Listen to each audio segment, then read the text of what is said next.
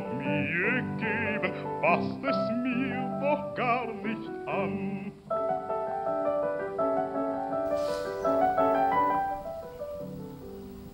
Dear Diary, life has such a strange meaning.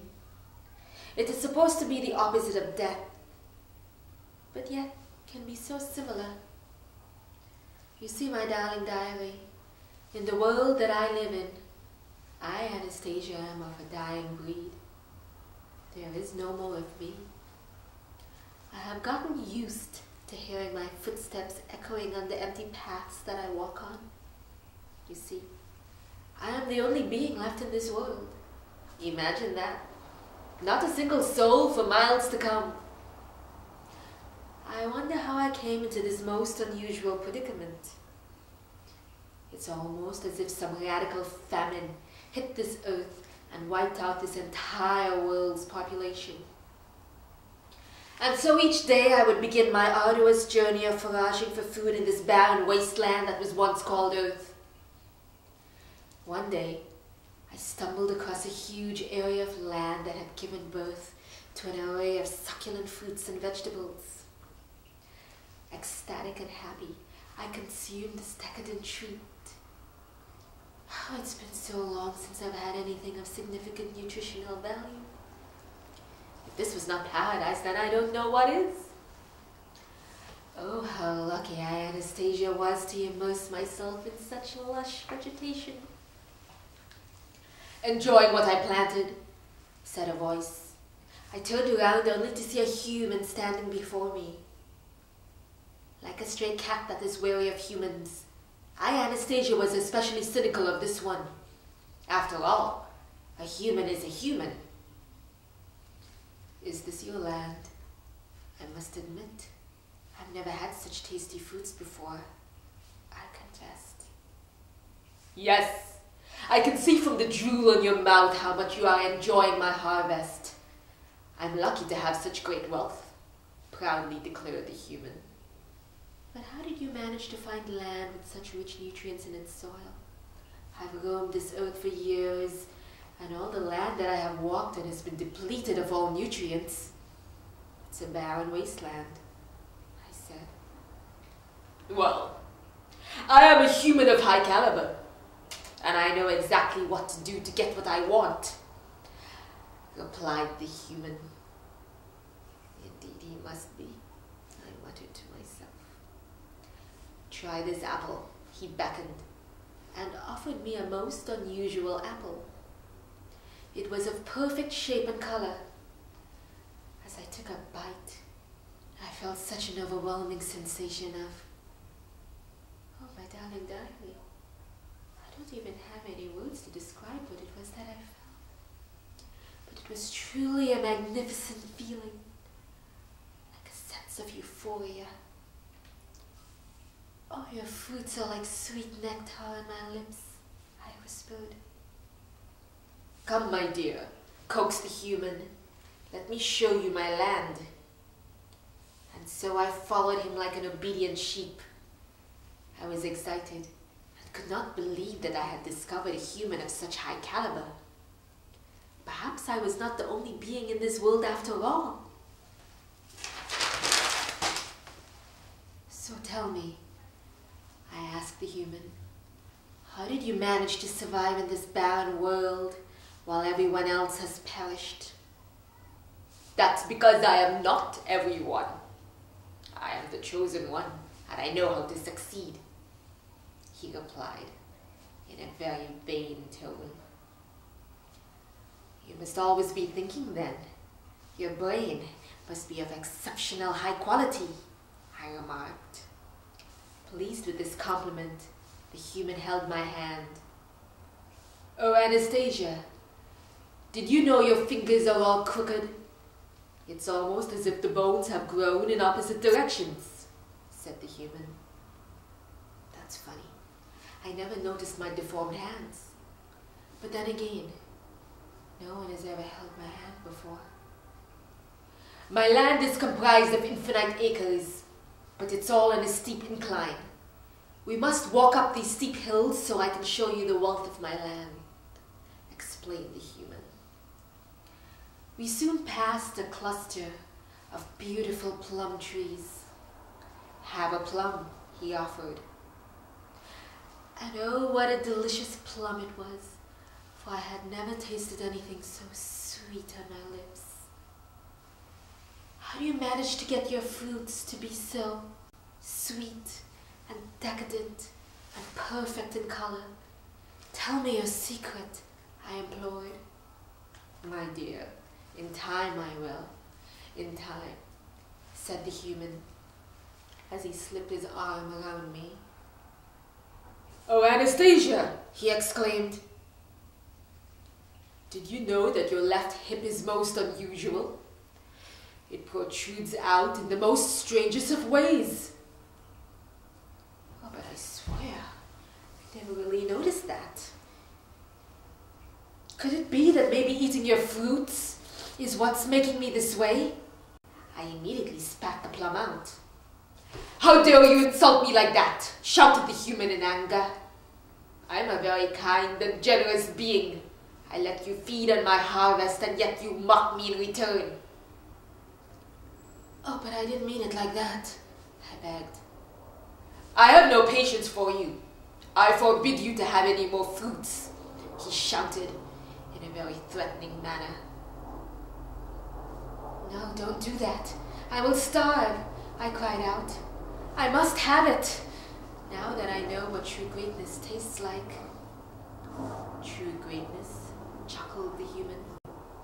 "My darling Anastasia, I can take you to the highest of all mountains and you can see what true greatness really is," boasted the human in a very strange, vain tone that came so naturally to him.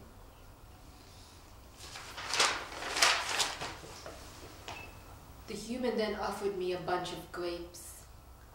Oh, what lovely purple grapes!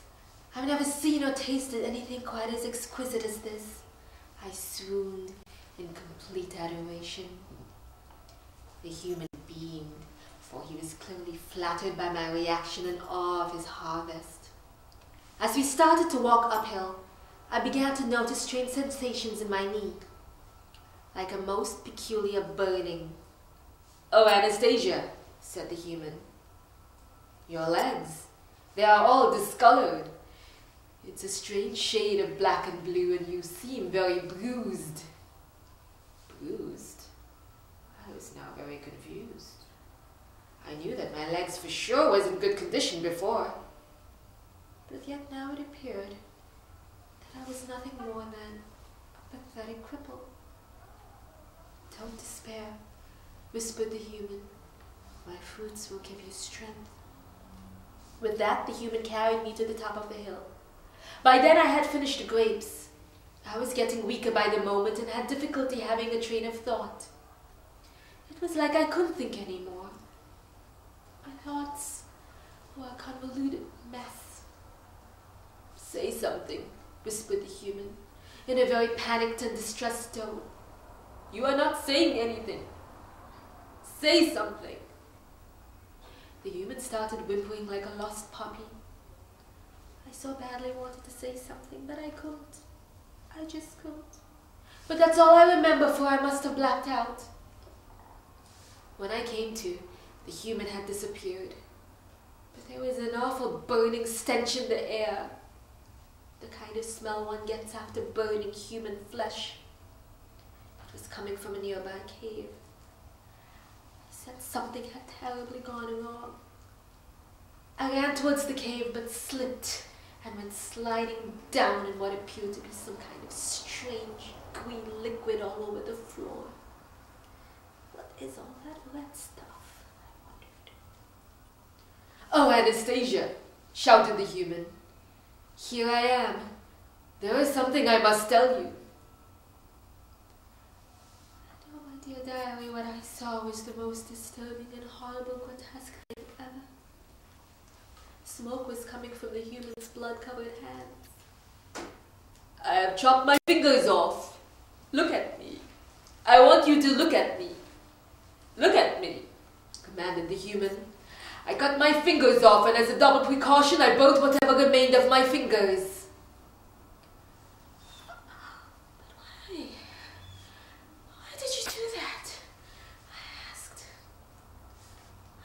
for you, Anastasia. I did it for us. For the future, he said. There's blood everywhere. There was so much blood. I was trembling at this point as the whole situation was very gruesome to understand.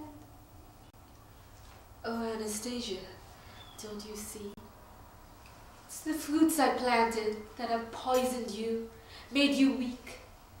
And the only way I can stop planting is to render my hands useless, said the human in a very tender tone. Oh, I don't believe you. It doesn't make any sense, I cried out. Oh, Anastasia, but before you passed out, I begged you to speak, but you did not. That's when I realized my hands were evil and had to go. I don't need them anymore. Don't you see, my dear? I've been planting bad seeds, explained the human. No. I started rambling. I don't understand. Just can't be. Not me. The chances are so low, but yet it just still happened. Oh, the world turns in such a wicked way for Anastasia. Oh, but my dear, now we are free. We don't ever have to worry about planting bad seeds, he said. Oh, my dear darling, I was so speechless and confused after seeing all that unnecessary blood. I can't be with you like this. You are no longer whole, I whimpered. What nonsense are you saying, my dear Anastasia? I am just as deformed as you are. I am damaged goods, just like you. Come, my dear, he beckoned. Oh, I can't. I kept repeating almost as if I needed to repeat in order to convince myself. All right then, have it your way. At this point, there is no need for us to communicate anymore. It's for the best, said the human in an arrogant tone that came so naturally to him. With that, we took off in opposite directions, and as I slowly walked, my stomach started to hurt.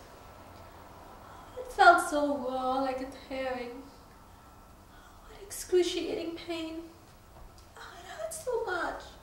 And at this point, everything felt so heavy. I can't think clearly anymore. My brain is slowly shutting down. It's like a big ball of confusion. I know what was happening to me. I know what was happening. I was going out of my mind. Oh, but I'm trying to hold on to the last thread of sanity, but it's just too difficult. I can't. It was then that I came to a most startling realization. All day I had not eaten any of the human's foods, and yet I was still so sick. Maybe it's not the foods that were making me sick. Maybe knowing that this human existed was what was crushing my soul. I was not the only live being in this world. He was alive as well. He is the last man standing. No.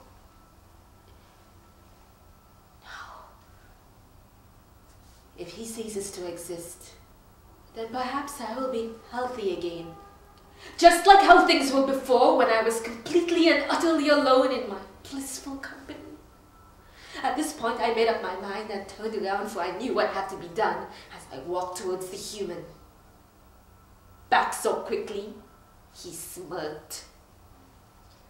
I could see my reflection in his perfect pearly white teeth. I couldn't quite recognize myself, for if I didn't know any better, I could swear I saw a beast with 2 horns. Down you go, I shrieked. I pushed the human down and started to crush his neck. Oh, what immense pleasure one gets from crushing a throat.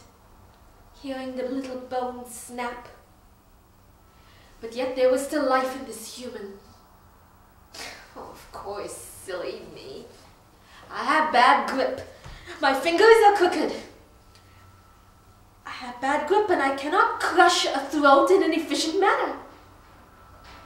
And so I pulled out my knife. "No, Anastasia," shouted the human in terror. "What are you so afraid of? It's not the first time you've been under the knife," I snarled. And with that I plunged the knife until there was no life left in his blue eyes. I literally decapitated him. Remember, dear diary, it's not my grip. I have bad grip.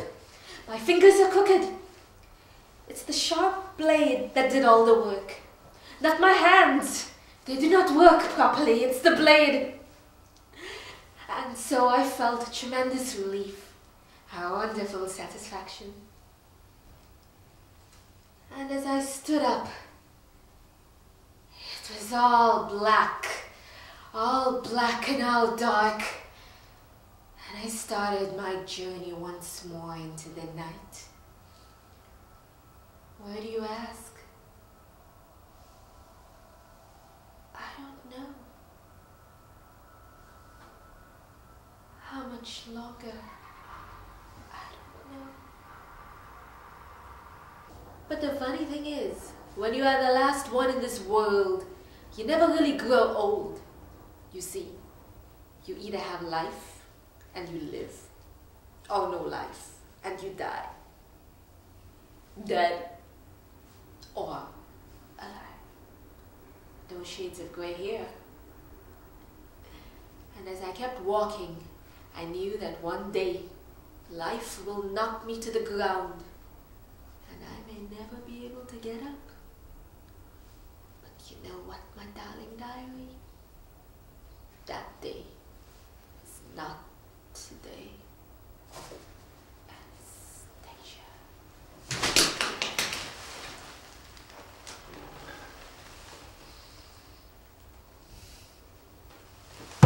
Mag dir Gott ein Mann bescheren, wohl mit 1000 Hochversehn. Wenn wir zwei zusammen wären, möcht mein Singen mir vergehen.